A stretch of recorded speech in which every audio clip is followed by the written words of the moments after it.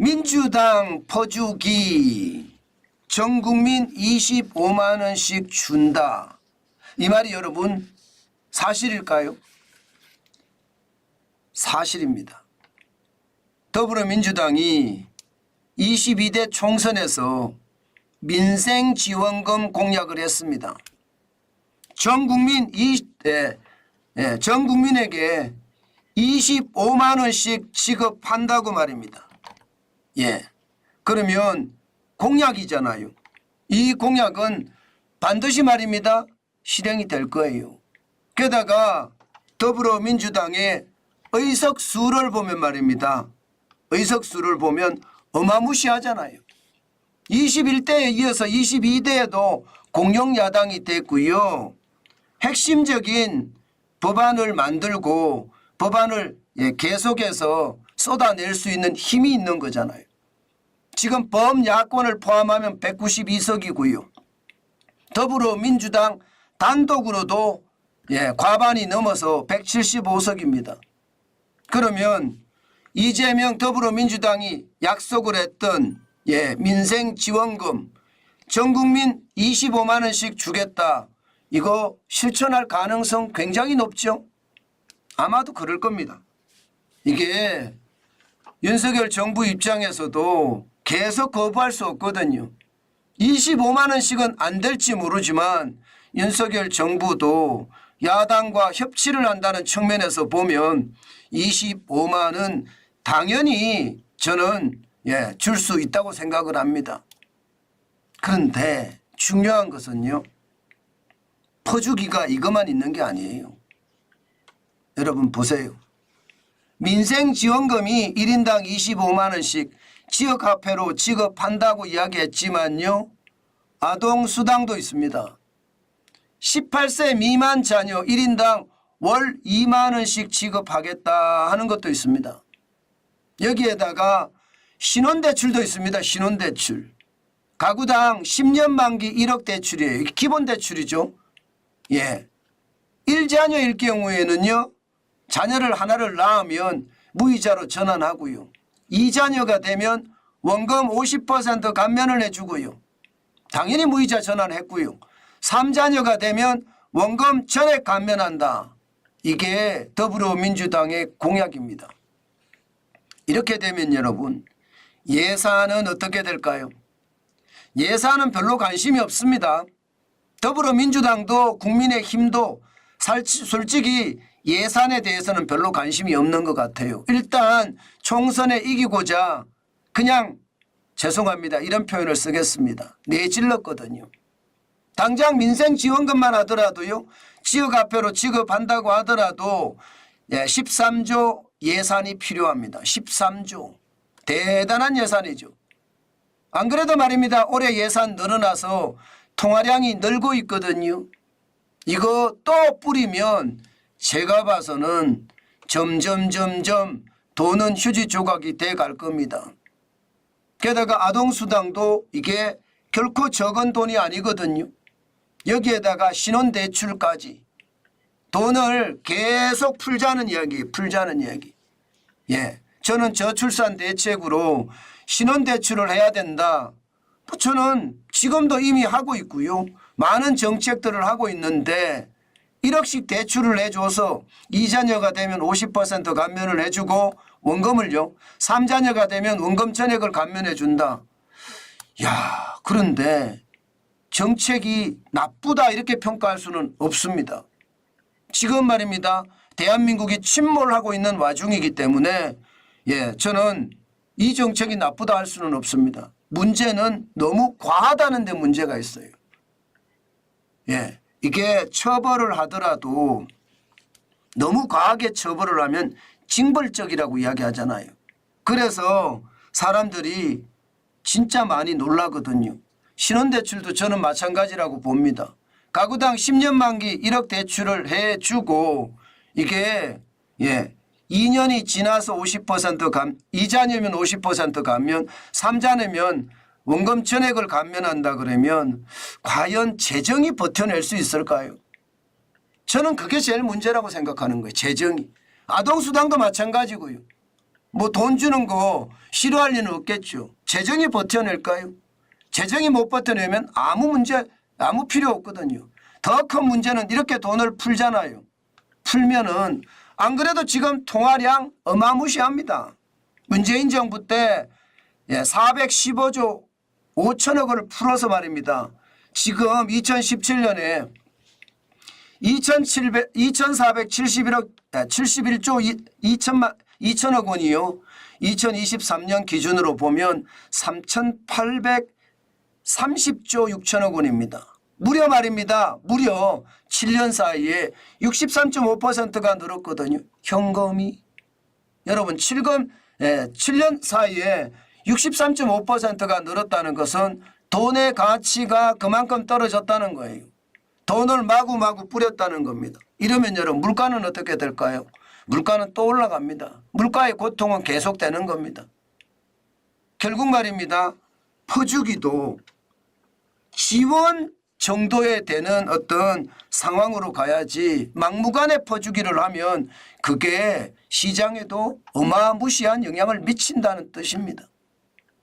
문제는요. 퍼주기만 더불어민주당이 공약을 한 것은 아니에요. 더 많은 범위에서 더불어민주당은 공약을 내놨는데 예를 들어 말입니다. 주요 경제정책의 핵심은 탈원전입니다. 신재생 에너지를 현재 10%에서 2035년에 40%로 끌어올린다. 이건 문재인 정부의 정책하고 똑같죠. 탈원전을 핵심 주제로 삼았고요. 횡재세도 마찬가지입니다. 횡재세 아마 이것도 충격이 될 겁니다. 금융사 순이자 이익이 직전 5년 동안의 평균에 120%가 넘잖아요. 그러면 그 넘는 부분에 대해서 말입니다.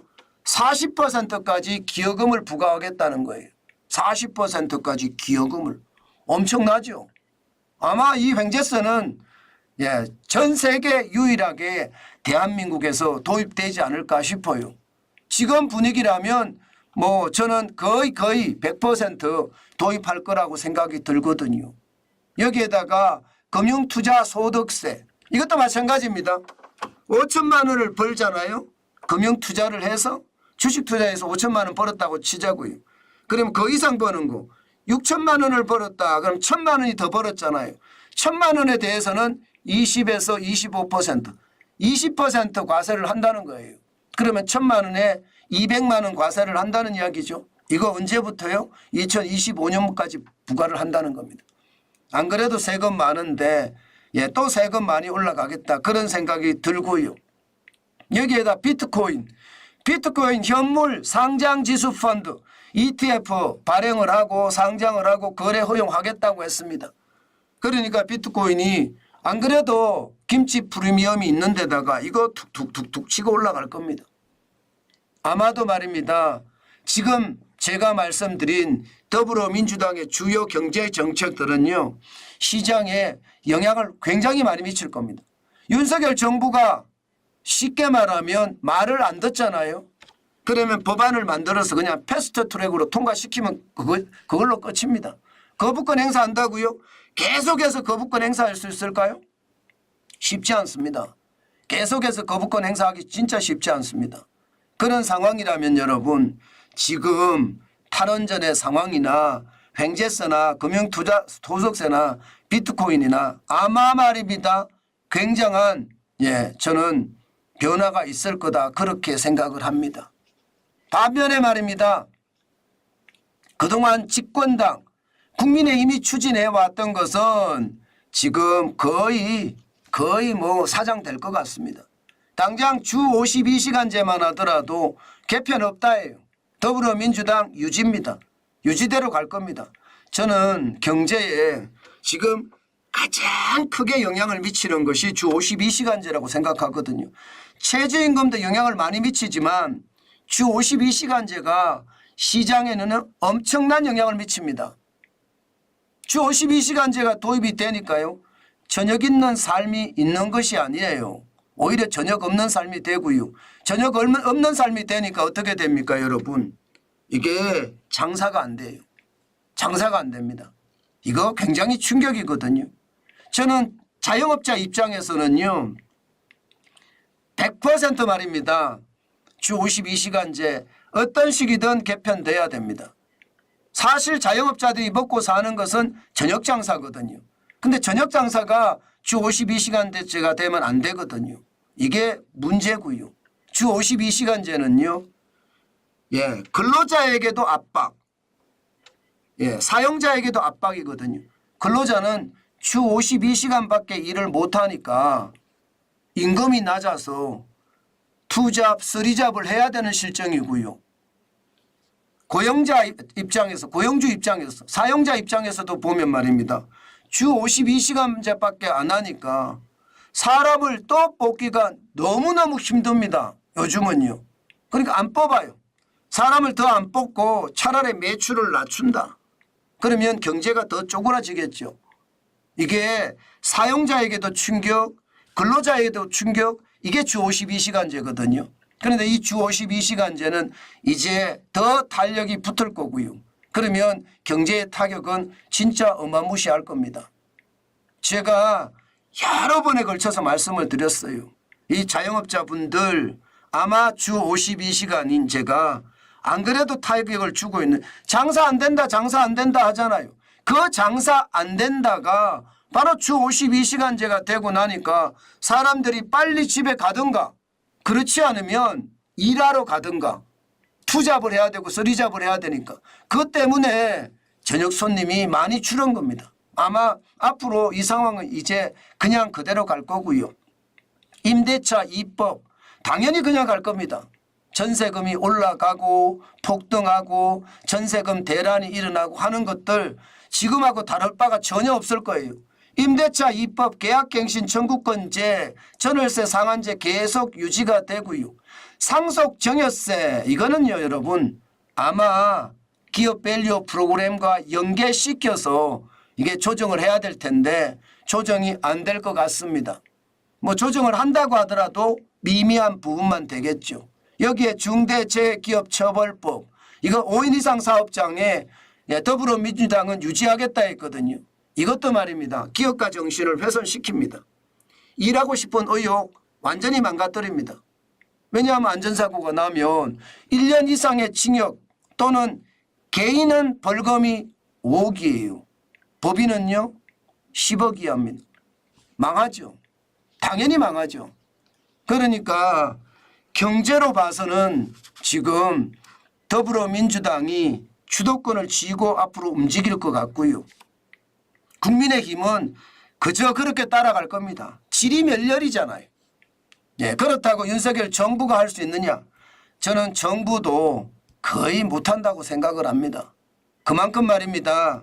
정부도 지금 할 수 있는 게 그렇게 녹록하지 않습니다. 결국 말입니다. 더불어민주당이 퍼주기도 적극적으로 나서고요. 또 소득주도 성장 정책도 계속해서 끌고 가고요. 퍼주기의 어떤 핵심들도 더 많이 가져간다는 것 아마 앞으로 일어날 수 있는 일입니다. 제 생각에는요 이거 쉽지 않습니다. 경제에서 보면요 지금 더불어민주당의 경제 정책들이 결국은요 우리 시장에 악재로 작용을 할 겁니다. 그래서 저는 저성장이 원래 길어진다고 했는데 더 길어진다로 바꿔야 될 것 같아요. 그 정도로 말입니다. 지금 전체적인 상황은 제가 봐서는 경제에 쇼크가 올 수도 있다 그렇게 생각합니다.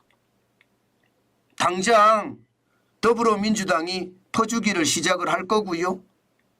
전 국민 25만 원씩 지급하는 거 말입니다.